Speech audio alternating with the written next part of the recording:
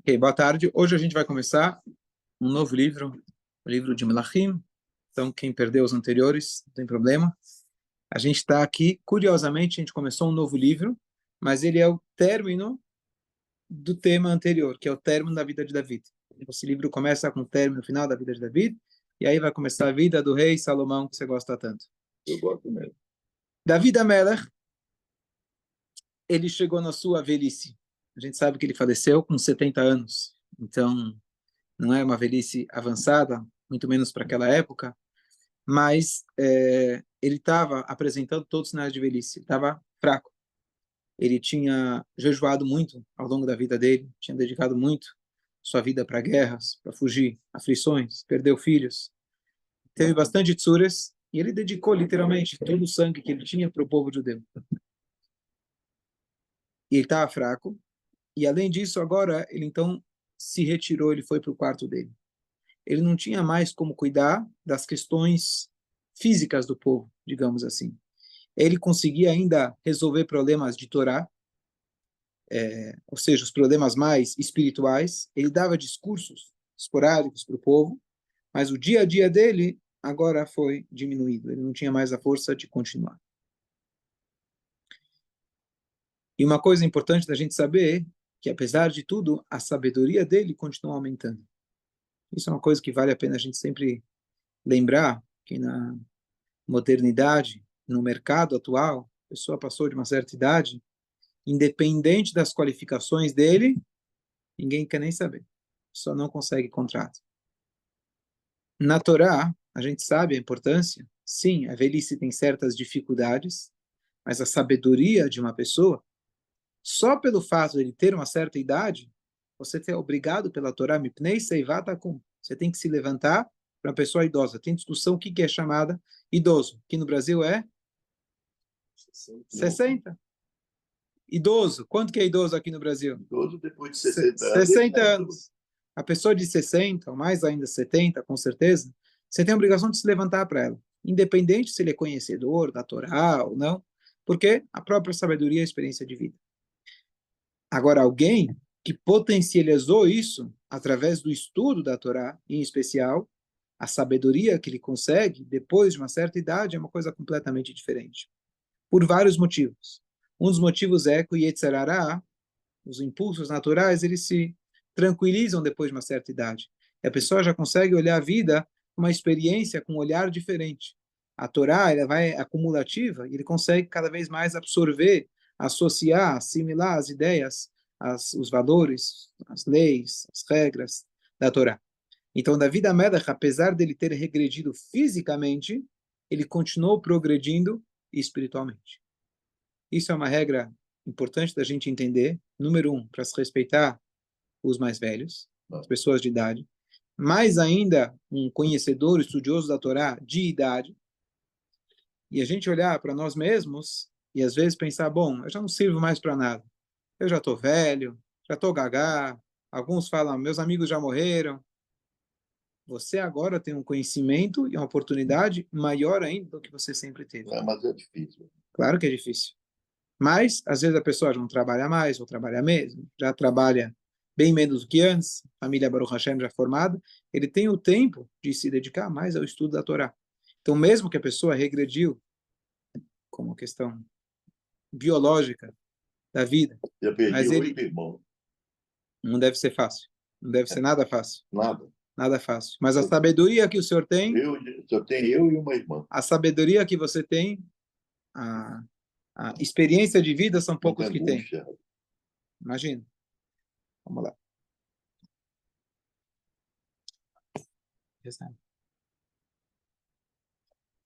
Ok.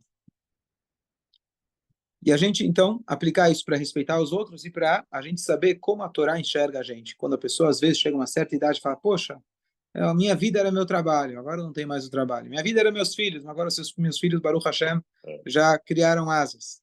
Agora se pode usar, usufruir da sabedoria que Hashem te deu e ter uma vida de muito mais vigor e uma renovação muito grande. E agora o rei Davi ele começa a sofrer de calafrios. Ele não conseguia aquecer o corpo dele de forma nenhuma.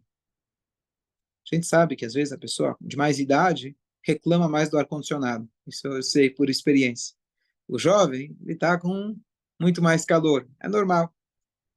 Mas Davi Amelech estava com isso ao extremo. Ele realmente não conseguia se aquecer de forma nenhuma. E por mais que colocavam casacos e cobertores nele, imagino que a mãe dele, né, Davi Amelech, devia falar, coloca o casaco antes de sair de casa.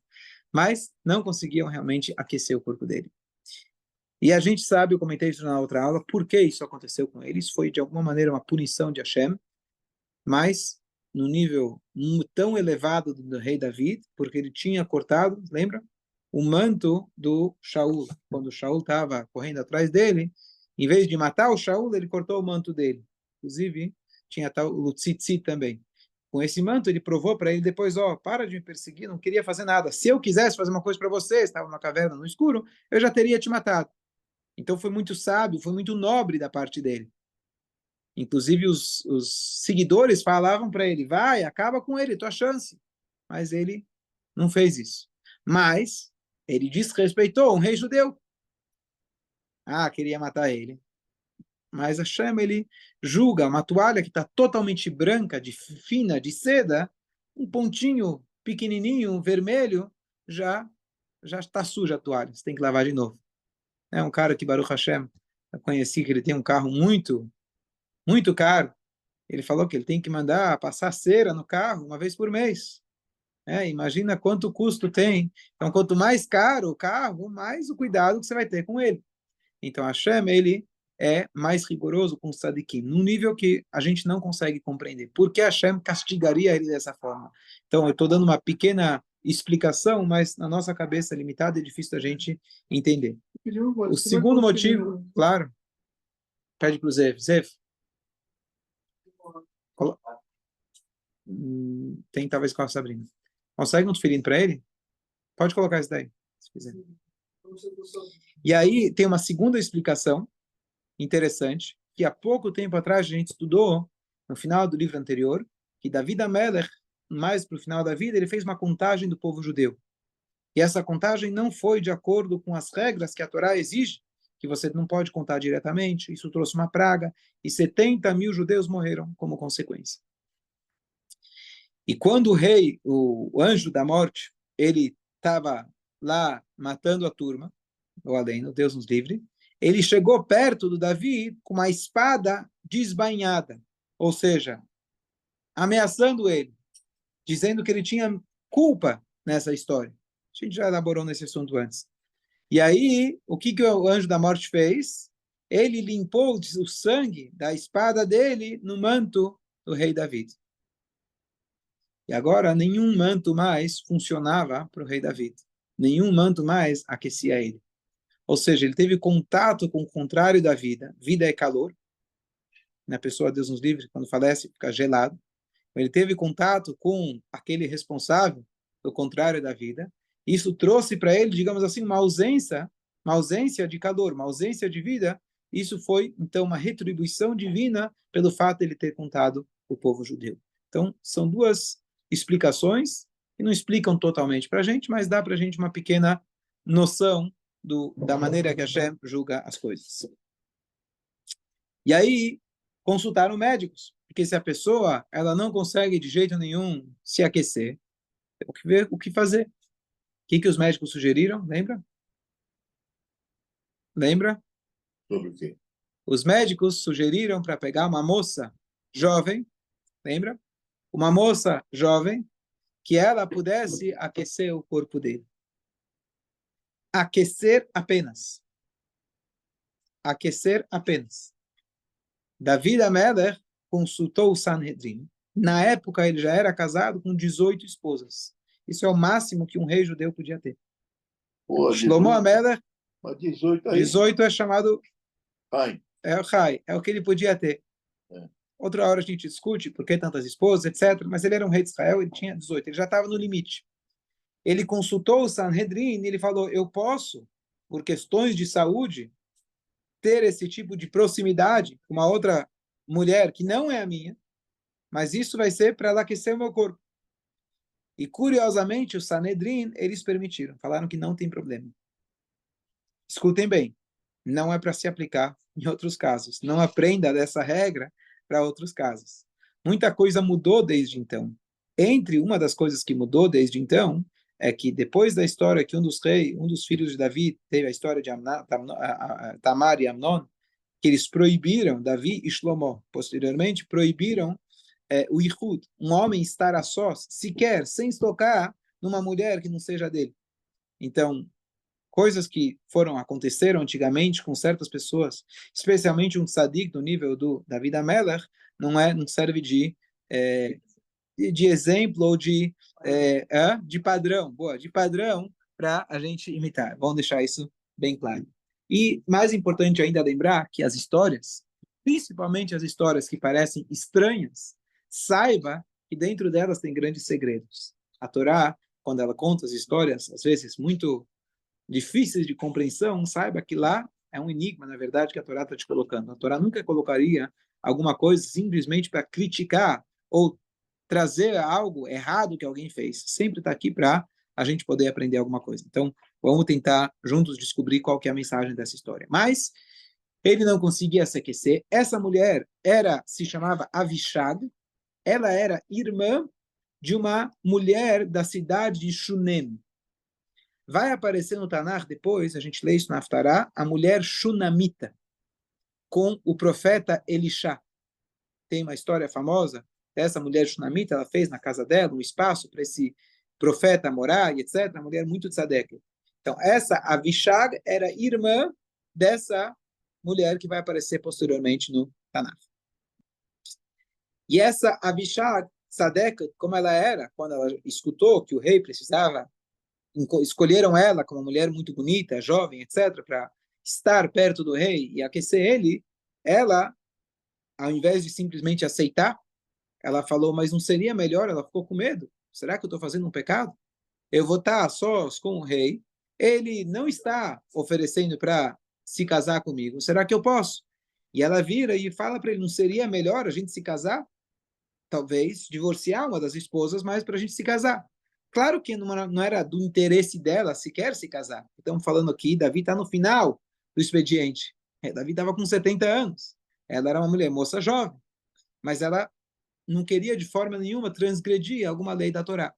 E Davi da Melech deixou claro para ela que o Sanedrim, ele consultou e eles falaram que pela situação dele era permitido. Como eu falei, não é um padrão para nós, mas Davi da Melech, curiosamente, os sábios deixaram ele e assim foi. E eles, então, ela veio lá para aquecer o corpo de Davi e, de fato, ela conseguiu aquecê-lo e eles não tiveram relação. E uma coisa curiosa que o Midrash comenta, que Hashem, tudo é perfeito. Tudo tinha sido orquestrado. Por que Hashem fez essa situação para o David? Isso foi a oportunidade dele corrigir o erro dele com Batsheva. O Maimônides escreve que o nível mais alto de Teshuvah é quando a pessoa chega no mesmo situação e dessa vez ele não repete o erro. Então não era exatamente a mesma situação, porque David Amelach, ele estava muito mais velho, fraco, e ele já estava num nível espiritual muito mais alto. Mas mesmo assim, foi uma prova, digamos assim, para ele, que ele passou com notas brilhantes, e ele demonstrou assim que realmente ele já era uma pessoa completamente mudada em relação ao David Amelech, da primeira história com Bathsheba. Então, como tudo, de alguma maneira, por um lado, ele ficou assim por um erro que ele fez em contar o povo, ou ter cortado com Shaul, por outro lado, esse erro trouxe ele para poder fazer um tikkun, para ele poder consertar alguma coisa outro problema que ele tinha durante a vida dele. Então, como Hashem orquestra tudo de maneira perfeita. O que a gente pode aprender dessa história? É uma história estranha e não serve como modelo no sentido literal para a gente. Então, o que a gente pode aprender dessa história? Então, vamos tentar meditar junto o que a gente pode aprender dessa história. O que significa frieza? O que significa se esquentar? Aqui, no caso, está se esquentando com uma moça jovem, não é nesse sentido que a gente vai buscar uma interpretação.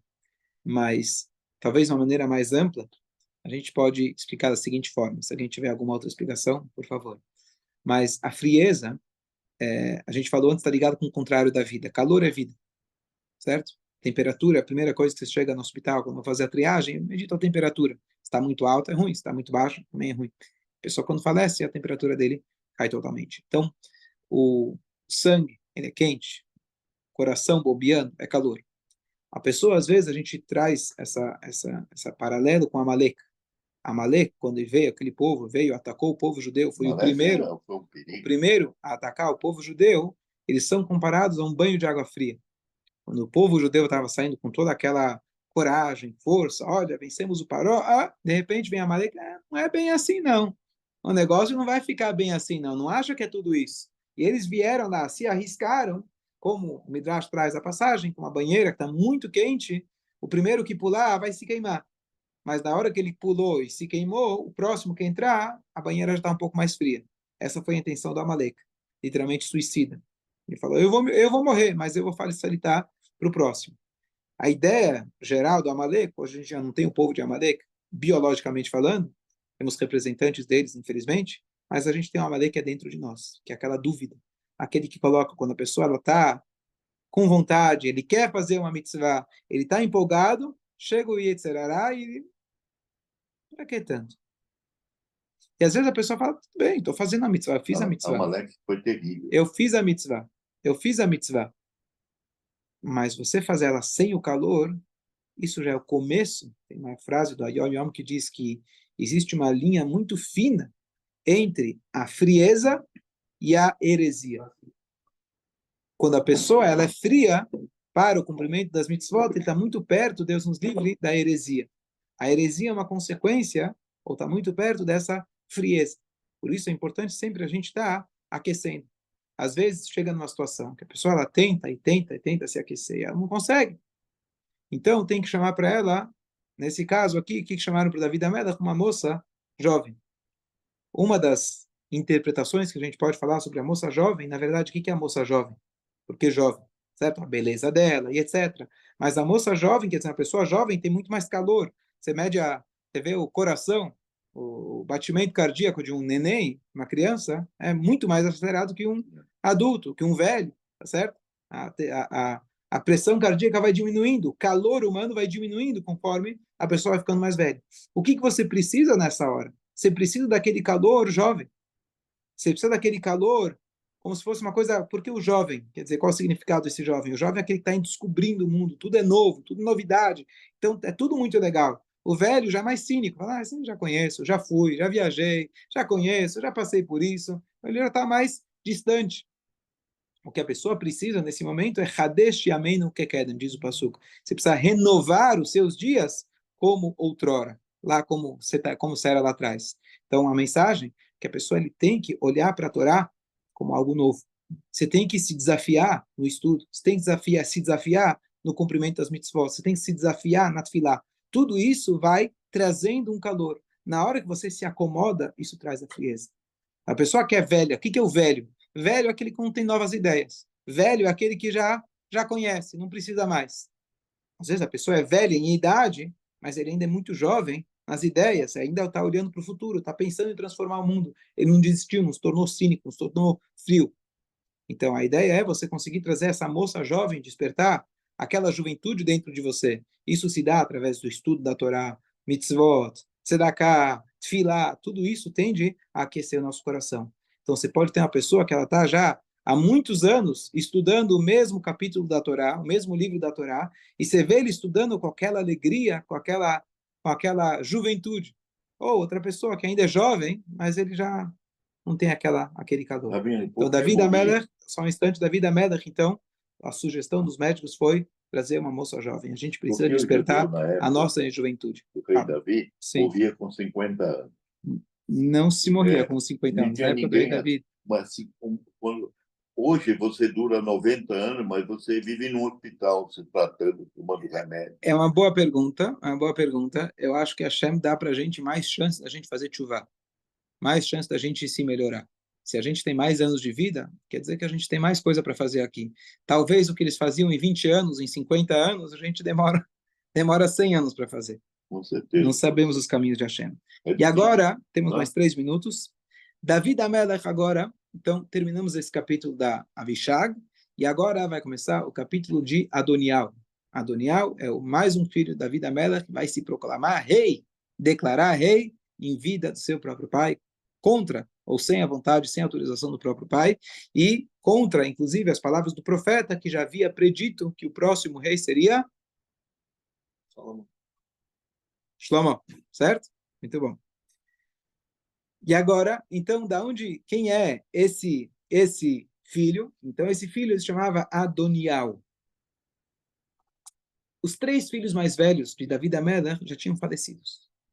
O próximo da fila era esse Adonial. Shlomo Amelech, vamos lembrar que quando ele se tornou rei, ele tinha 12 anos. Então, quem iria olhar para ele como rei? Adonial era muito mais velho.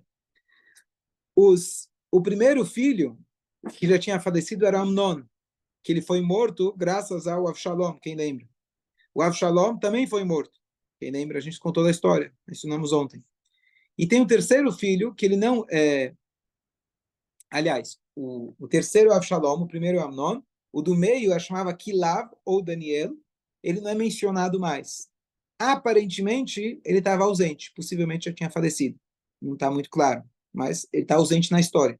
Então, o próximo dessa fila era um filho da esposa chamada Hagit, e ele se chamava Adonial, antes do rei Salomão. E ele era mais velho, ele era carismático, ele lembrava muito o Avshalom, ele se comportava como um belo aristocrata. Tá bom, seguindo, vocês não sabem. Como um verdadeiro aristocrata, mas, e além disso, o pai dele também falhou, quem sou eu para falar do rei Davi, em admoestar ele e educar ele. Ele pensou, assim consta aqui, se eu admoestar, ele vai fazer escondido de qualquer jeito. A mãe também mimou ele. Então, agora ele vai ter um filho, infelizmente, vai ser um filho que vai trair o próprio pai. Então, Avshalom, já pensando no futuro dele, ele já se comportava com essa forma extravagante, já para criar no psicológico das pessoas, opa, esse aqui é um rei, esse aqui já é um rei, esse aqui já está quase lá. Então ele foi já planejando tudo isso, e ele tinha na frente dele 50 batedores, que eram 50 escravos que corriam na frente, dizendo, tá chegando o cara. Às vezes o cara não é importante, mas ele coloca a segurança aí, opa, agora esse cara é importante. Então ele coloca os caras em volta, isso torna ele importante. Isso também era um ponto que Davi Amelech deveria ter advertido, repreendido ele, mas Davi Amelech não o fez, e depois que ele cresceu, já era tarde. Agora, mesmo que Davi Amelech chamasse a atenção dele, já não ajudaria mais. Tem que aproveitar enquanto ainda seu filho é pequeno, está dentro da sua tutela, você vai poder ensinar, educar, ensinar o certo do errado, etc. Mas depois que já fica mais velho, já fica muito mais complicado. A gente conclui por aqui. Exato, na próxima a gente continua. E o